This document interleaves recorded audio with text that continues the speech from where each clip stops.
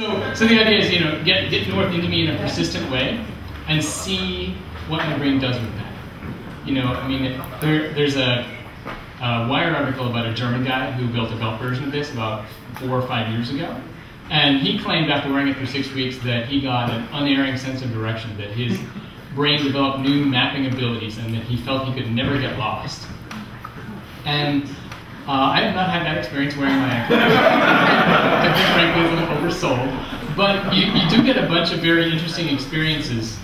One thing I learned for sure is that when I'm inside, what I thought was my good sense of direction turns out to be hopelessly, terribly bad. So there was a lot of, especially in the first 3 weeks of wearing it, I'd be inside and it would be buzzing on my ankle and I'd be like, really?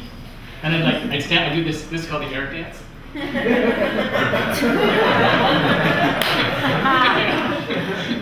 So you do that for about 5 minutes and you look outside the window and you see where the roads are and you're like, oh yeah, I guess that's right.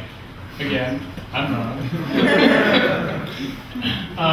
Other interesting things, because it's so near the ground, actually, it picks up some infrastructure elements. So like escalators and motors on BART cause it to go haywire, which actually is kind of disorienting. Once it kind of integrates into your brain, you get used to the idea that it's north. And then when it goes in a huge circle when the BART motor turns on, you're like, whoa. which is fun. And that's one of the ways that I know it does, you don't get an unerring sense of direction like the German guy claimed, but it does integrate into your brain. It does actually hook up to the part of your brain that thinks it knows which way is north. So I definitely think, in terms of brain plasticity, that it proves that works, which is cool. I guess I'll open it up for questions now. Can I add one thing real quick? Yeah. My own proof on the brain plasticity was the office chair proof, which is while wearing it and sitting in an office chair, I made myself instantly, violently motion sick. In a way unparalleled by any normal sitting in an office chair. That's awesome. That's Quinn Norton. She wrote an article for H+ magazine about her experience wearing this device. So, why the ankle and not the belt? Why didn't you try the belt? So I have built belt versions. Belt versions are very large. That's the number one thing.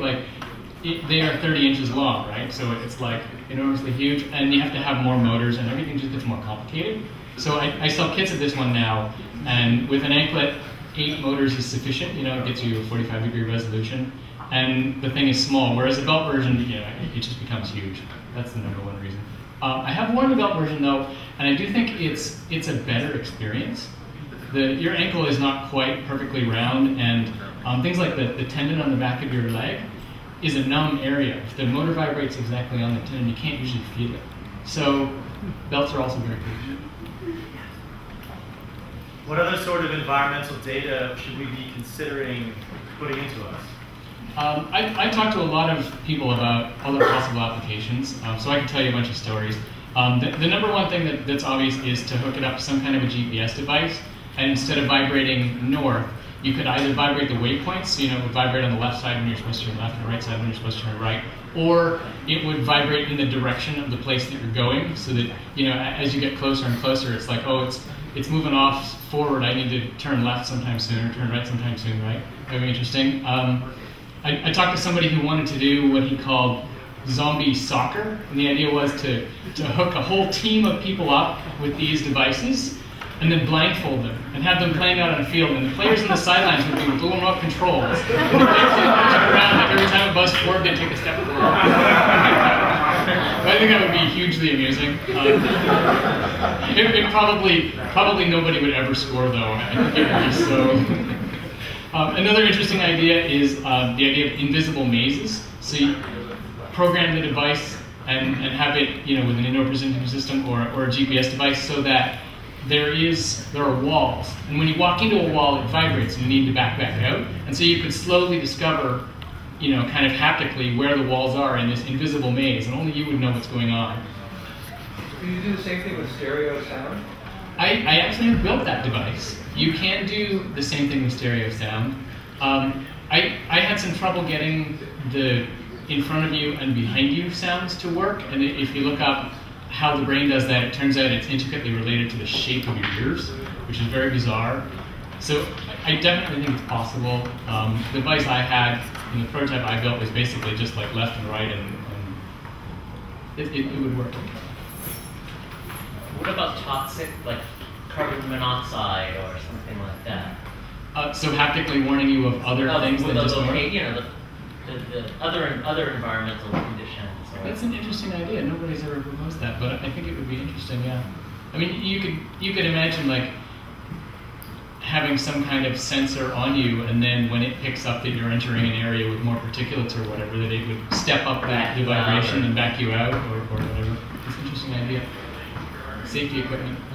Another quick suggestion. It's less useful in this part of the country, but knowing what the weather is going to be in a couple of hours would also be great to just have.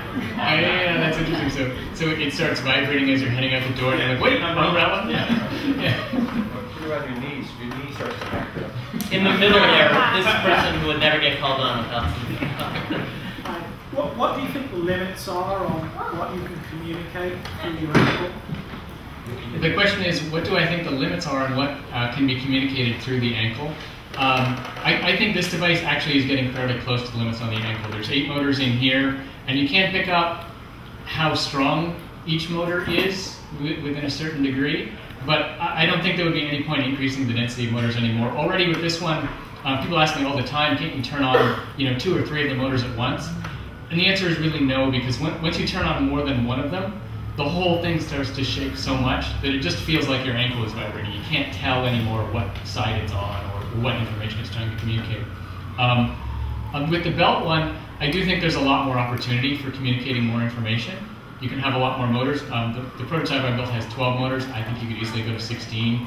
And even then, the motors are still further apart. Another interesting thing to think about that I did some experimenting with is the idea of having it buzz in patterns. So you can imagine, like, if you made the motors buzz Morse code or some similar thing. My experimenting with that was that it was very difficult to get the message. Basically, I had to be focusing on it. My conscious attention had to be on the pulses and counting them out and figuring out which ones were longs and shorts and so on. And so it wasn't intuitive at all. As soon as I stopped paying attention to it, the information was not reaching me. Just not at all. But that doesn't mean that something similar couldn't be made to work. Yes, right here. So have you thought about using some other kind of sensor other than a vibrator motor, like maybe just a relay that clicks or pops so that you can isolate the direction or the particular the question is, have I thought about using devices other than vibrating motors? I have. Actually, SenseBridge did a bunch of experimenting using basically electric shocks, which was huge amounts of fun. There's photos of us shocking ourselves for science online if you want to go through that. It turns out that it's fairly difficult to have a shock that you can feel, but that isn't painful. The middle zone is very tiny.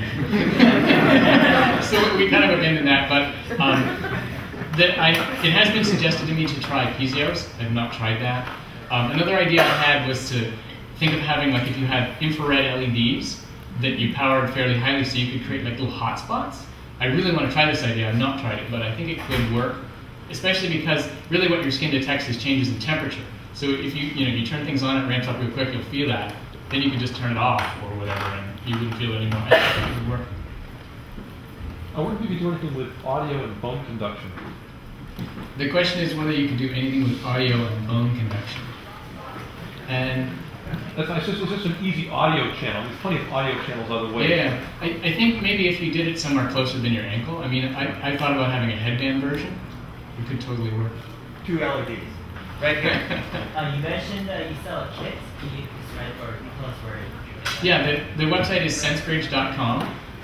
SenseBridge, like your sense and the word bridge. The idea is to, bridge stuff into you. Sensebridge.com.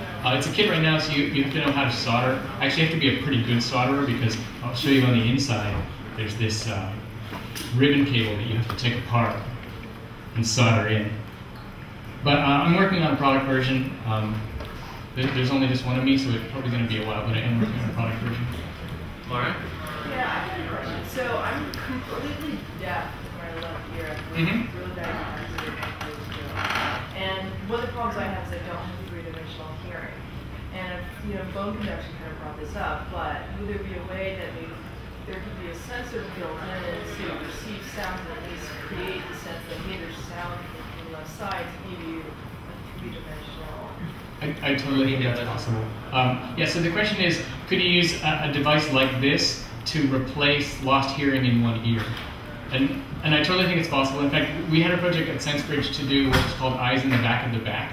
The idea was to build some kind of a sensor. We used ultrasound sensors to detect what was behind us, and then mounted motors on our back and vibrated them in the place where we detected the object coming up behind you. The idea was to have basically like a safety vest for bicycle riders.